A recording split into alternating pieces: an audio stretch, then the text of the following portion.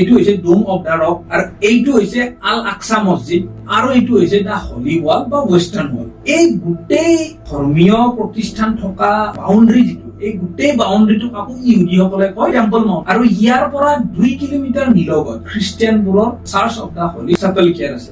এই 35 একৰ যি মাটি আছে বা এই 35 একৰ যি জমিন আছে, এই জমিনখিনিৰ কাৰণে আজি বছৰ বছৰ ধৰি এইখিনি ঠাইত মানে কাজিয়াৰ উৎপন্ন হৈ আছে। আৰু এই ঠাইখিনি তিনিটা ধৰ্মৰ মানুহে মানে কব্জা কৰিব বিচাৰে। যেনে খ্ৰীষ্টিয়ানসকলক মানে ভাবে যে ইয়াতে যীশু খ্ৰীষ্টক হত্যা কৰিছিলে, ঠিক তেনেকুৱাকে ইহুদীসকলে ভাবে আব্ৰাহামৰ ল'ৰা আইছাক আব্ৰাহামে বলি দিব খোজোতে সেইখিনি ঠাইতে ভগৱানৰ লগত তেওঁৰ মানে কণ্টেক্ট হৈছিলে। ঠিক তেনেকুৱাকে মুছলমানসকলে ভাবে যে হজৰত মহম্মদে এটা নিশাৰ ভিতৰতে ইয়ালৈকে আহিছিল আৰু ইয়াৰ পৰাই তেওঁ জন্মলৈকে গৈছিল এইখিনি ঠাইৰ পৰা। তো সেইটো কাৰণে এইখিনি ঠাইত তিনিটা ধৰ্মৰ মানুহে ভাবে যে তেওঁলোকৰ জমিন হয়।